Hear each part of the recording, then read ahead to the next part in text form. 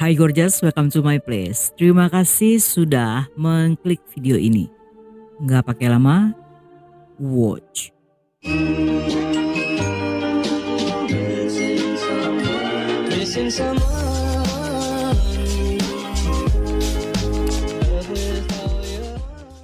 Daphne adalah wanita yang sangat religius karena suaminya yang telah meninggal adalah seorang pendeta. Seperti kebanyakan wanita lajang lainnya, dia berharap untuk menemukan cinta lain dengan bergabung di situs Christian dating online. Disinilah pada akhirnya dia berkenalan dengan seorang pria bernama Jose. Jose seorang imigran dari Kuba yang merantau ke Amerika. Dia sukses dengan franchise toko furniturnya yang bernama Circle K.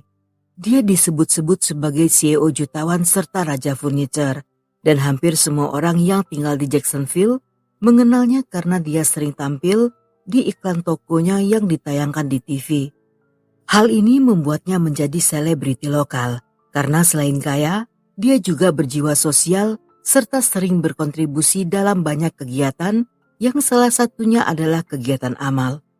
Ketika Daphne menceritakan tentang pacar barunya, rekan kerjanya semua terkagum saat mendengar Daphne mendapatkan seorang pria hebat yang kemudian mereka juluki sebagai Cuban Casanova.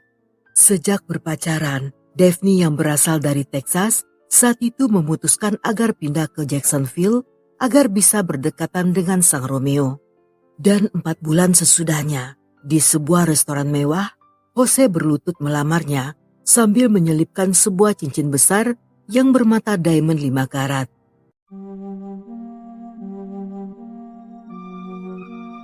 Setelah menikah, pasangan ini berbulan madu di sebuah pegunungan sepi yang berada di pedesaan North Carolina. Di sana Jose mulai merenovasi villa tersebut dengan membangun sebuah panic room sebagai tempat berjaga-jaga. Dengan alasan jika satu saat nanti akan terjadi bencana atau bahkan hal-hal yang tidak diinginkan, mereka sekeluarga bisa bersembunyi dengan aman. Pernikahan tersebut membuat Daphne sangat bahagia karena dia menjalani kehidupan yang luar biasa yang merupakan impian dari semua wanita lajang. Dia diperlakukan seperti seorang putri, memiliki keluarga baru, serta menikmati liburan dan menyambut kedatangan cucu baru. Dalam pernikahan yang indah itu, Jose bahkan menjadikan usahanya menjadi bisnis keluarga dengan memberikan anak-anak Daphne pekerjaan di sana. Semua keluarga terpesona oleh kebaikan Jose, bahkan anak-anak Daphne juga sangat memujanya. Dia menceritakan masa lalunya saat bekerja sebagai perwira militer berpangkat tinggi. Selain itu, dia juga bekerja dengan CIA yang melaksanakan bisnis sangat rahasia di Amerika Selatan. Daphne dan Jose terlihat sangat bahagia. Mereka dikelilingi oleh 8 orang anak, termasuk anak Jose dari pernikahan sebelumnya. Dia juga mengundang anak-anak Daphne untuk pindah ke rumah miliknya di Pulau Fleming yang merupakan sebuah komunitas pesisir pantai kelas atas yang berjarak 24 km dari Jacksonville. Namun kebahagiaan Daphne seketika runtuh ketika beberapa bulan kemudian Jose mengatakan jika dirinya sedang sekarat akibat penyakit langka yang dikenal dengan istilah CJD. CJD lebih dikenal dengan sebutan penyakit gila yang biasanya menyerang pada bagian otak. Belum ada obat yang ditemukan, sehingga selain menunggu waktu, tidak ada hal lain yang bisa dilakukan. Dan menurut dokter, Jose hanya memiliki waktu selama 6 bulan ke depan untuk bertahan hidup. Dan ketika mendengar kabar buruk ini, Daphne pun menangis semalaman, mengingat pernikahan mereka yang akan segera berakhir dalam waktu singkat. Menurut Jose, dia tertular CJD saat sedang berada di militer dan harus memakan otak monyet mentah saat bertugas di hutan. Dia mengatakan bahwa dalam salah satu misi yang mereka jalani, dia harus berinteraksi dengan penduduk setempat. Dan karena dia telah menjadi tamu kehormatan, sehingga tidak bisa menolak apapun yang disuguhkan. Saat mereka ke rumah sakit untuk melakukan MRI, sang dokter menunjukkan hasil ronsen tersebut dan meminta Daphne untuk bersabar. Dalam keadaan sedih, mereka pun pergi ke Miami untuk menyampaikan kabar tersebut pada keluarga besar. Dan semua anak-anak mereka hanya terdiam sedih saat mendengar tentang kabar itu.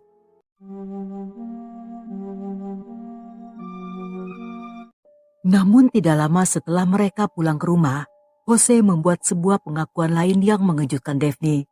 Dia mengatakan semua pengakuannya tentang si Gidi adalah kebohongan yang terpaksa dia karang demi melindungi keluarga besar mereka. Jose pun memberitahu Daphne tentang masa lalunya sebagai agen khusus CIA yang hingga saat ini masih menghantuinya. Saat itu dia mengklaim bahwa kartel narkoboy Meksiko memerintahkan orang-orang bayarannya untuk melenyapkan keluarga mereka. Hal ini merupakan sebagai bentuk serangan balas dendam karena dulu sewaktu Jose menjadi ketua tim khusus, dia telah memerintahkan untuk melenyapkan seorang pemimpin kartel di Amerika Selatan. Dan menurutnya, jika dia berada dalam bahaya, maka semua orang yang ada di sekelilingnya juga ikut terancam. Seketika Daphne ketakutan mendengar kabar tersebut. Dia tidak bisa membayangkan jika nyawa anak-anaknya berada dalam bahaya.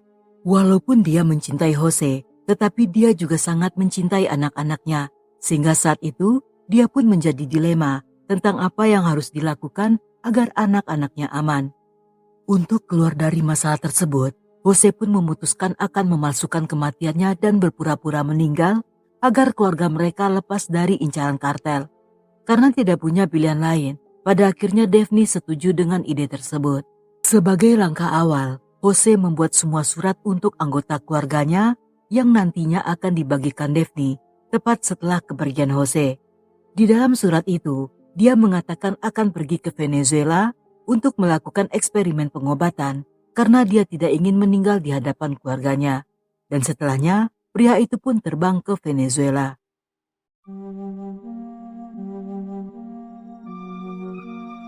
Beberapa bulan setelah kepergiannya, keluarganya mendapatkan berita bahwa Jose telah meninggal dan jasadnya telah dikremasi.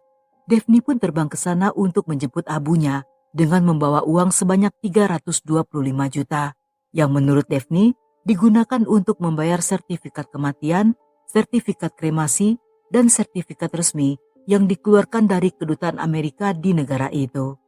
Setibanya di sana, keduanya segera pergi ke kedutaan Amerika untuk mendapatkan sertifikat tersebut yang akan digunakan sebagai syarat untuk mengajukan klaim asuransi. Di saat Daphne masuk ke dalam kedutaan, Jose menunggunya di luar gedung. Semua hal berbahaya ini dilakukan Daphne untuk menyelamatkan keluarganya dan juga karena dibutakan oleh cinta. Dia sama sekali tidak mengetahui rencana apa yang sebenarnya akan dijalankan oleh Jose. Dan ketika Daphne kembali ke Jacksonville, semua anak-anaknya menjadi curiga karena saat itu ibunya tidak membawa apa-apa. Namun walaupun begitu, mereka tetap membuat upacara pemakaman memorial yang bertujuan untuk menyimpan abu palsu tersebut. Tidak lama setelah upacara pemakaman, Jose menyuruh Daphne untuk menyewa pengacara yang diminta mengajukan klaim asuransi atas 7 buah polis bernilai total 130 miliar. Setelah Daphne mendapatkan uang tersebut, dia pun mendapatkan telepon dari Jose. Pria itu menyuruhnya untuk berangkat menemuinya di Bahama tanpa seorang pun anak-anak mereka yang boleh mengetahui.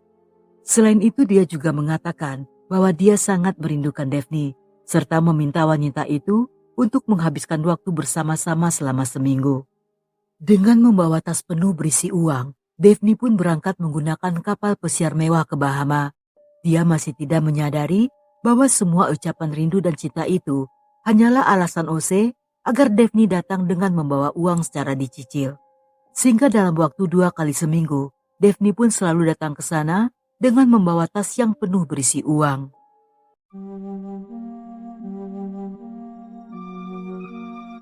Walaupun asuransi telah membayarkan semua uang, tetapi mereka juga mencurigai ada sesuatu yang tidak beres. Karena satu-satunya bukti kematian Jose hanyalah berupa sertifikat kematian tanpa adanya jasad.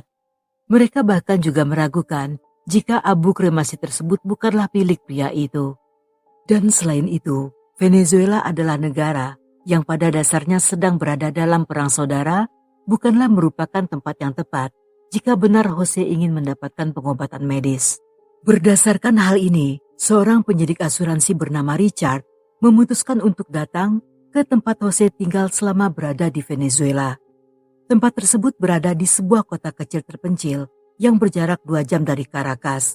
Dan setibanya di sana, mereka menemukan sebuah fakta bahwa tempat tersebut adalah sebuah penginapan yang sudah tidak beroperasi selama beberapa tahun. Sedangkan fakta lainnya, diketahui bahwa Jose dikremasi setelah 5 hari kematiannya. Hal ini sangat tidak mungkin karena pada saat itu cuaca di Venezuela sangat panas yang tentunya akan membuat jasad mengembung dan cepat membusuk. Selain itu jasad tidak dikremasi di lokasi yang sama, melainkan di kota lain yang berjarak 403 km dari kota itu. Karena di kota tersebut terdapat banyak krematorium yang jaraknya berdekatan sehingga penyidik harus menanyai mereka satu persatu. Manajer krematorium pada awalnya memberitahu bahwa dia telah mengkremasi jasadnya. Namun setelah beberapa hari didesak, dia pun mengakui bahwa sebenarnya tidak pernah menerima jasad Jose. Sedangkan untuk abu kremasi berasal dari beberapa abu kremasi yang berserakan di lantai serta puing-puing yang dimasukkan ke dalam guci dan diserahkan pada istri Jose. Dan berdasarkan petunjuk ini, penyidik pun memastikan bahwa sebenarnya Jose masih hidup. Selain itu, nomor dalam sertifikat kematiannya yang disahkan oleh notaris ternyata juga tidak pernah terdaftar. Ketika sang penyidik mendatangi dokter yang tanda tangan sertifikat tersebut, pria itu pun mengakui jika dia melakukannya tanpa pernah bertemu atau melihat jasad Jose. Dan yang meminta surat tersebut bukanlah berasal dari pihak keluarganya, melainkan seorang petugas yang berasal dari rumah duka.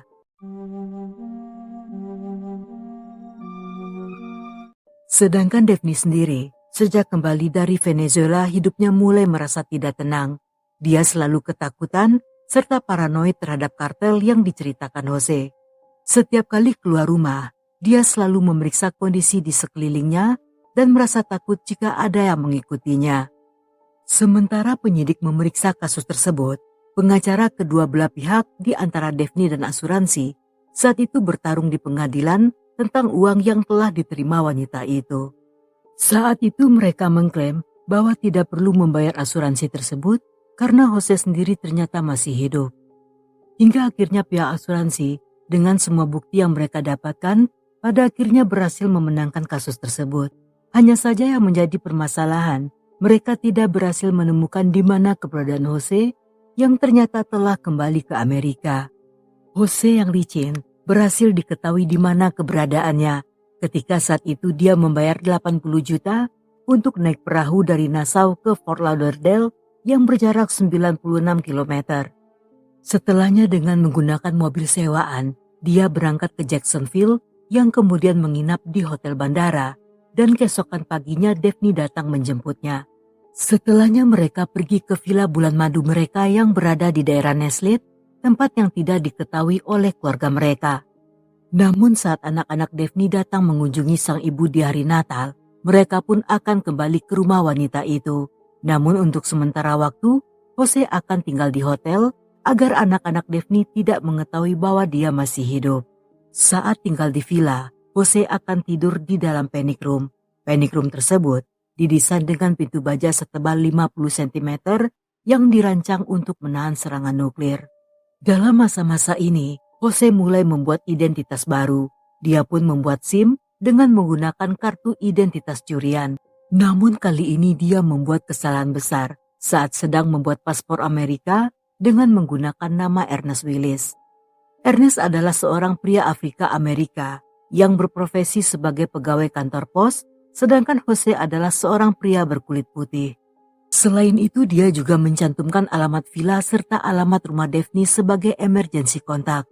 Walaupun dia merubah penampilannya di foto paspor, tetapi polisi mengenalinya dari tulisan tangannya ketika dia mengajukan aplikasi paspor. Dan sejak saat itu, polisi pun mulai memburunya dengan cara membiarkan paspor tersebut dikirim ke salah satu alamat emergensinya agar mereka bisa menangkapnya dengan mudah.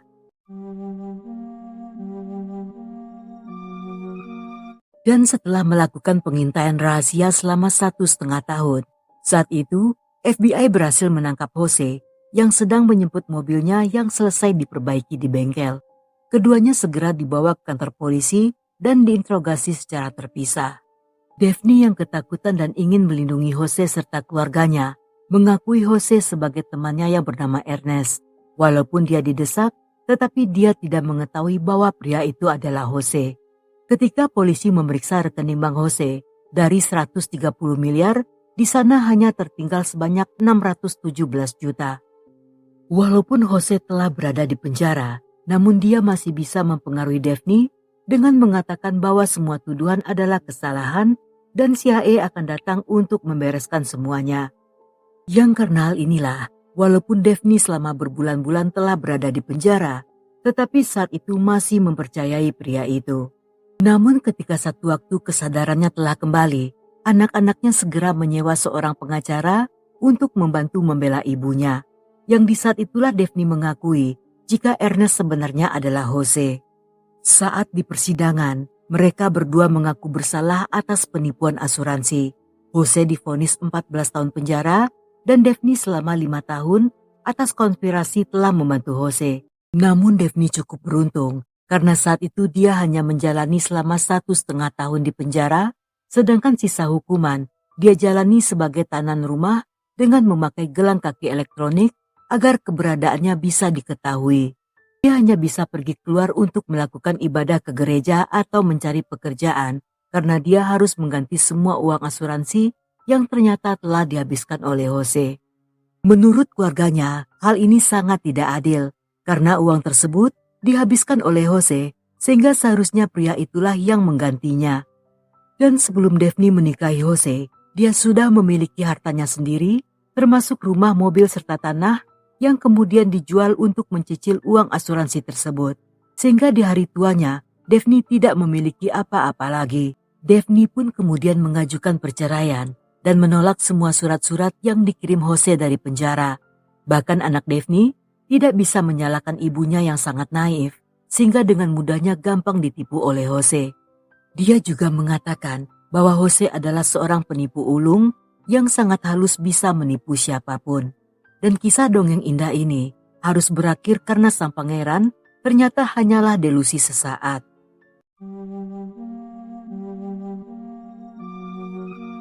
Menurut asisten jaksa penuntut, motif Jose melakukan penipuan karena semua bisnisnya telah mengalami kerugian selama bertahun-tahun dan dia juga berhutang jutaan dolar di beberapa bank yang berbeda yang tidak bisa dia bayar. Namun alih-alih menyatakan kebangkrutan, dia justru memilih untuk memalsukan kematian dan mengarang drama epik untuk mendapatkan uang asuransi tersebut. Sejak awal dia telah memanfaatkan wanita itu karena dia sangat membutuhkan bantuannya dalam melaksanakan rencana ini.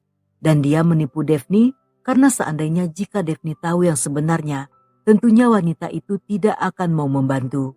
Sehingga untuk meyakinkan Daphne, dia pun mulai mengarang kisah sakaratul maut yang kemudian bersambung menjadi kisah James Bond yang gagal. Dia meminta istrinya melakukan semua hal yang dilakukan oleh seorang janda yang sedang berduka agar para kartel yakin jika Jose benar-benar telah meninggal. Selain itu dia juga menakut-nakuti Daphne dengan menyuruhnya selalu berhati-hati jika keluar rumah atau menyetir karena bisa saja kartel masih mengincarnya. Dan menurut jaksa, semua yang dilakukan Jose pada Daphne adalah merupakan hal yang sangat kejam dan juga barbar. Karena dia membuat istrinya yang tadinya orang baik-baik berubah menjadi seorang terpidana.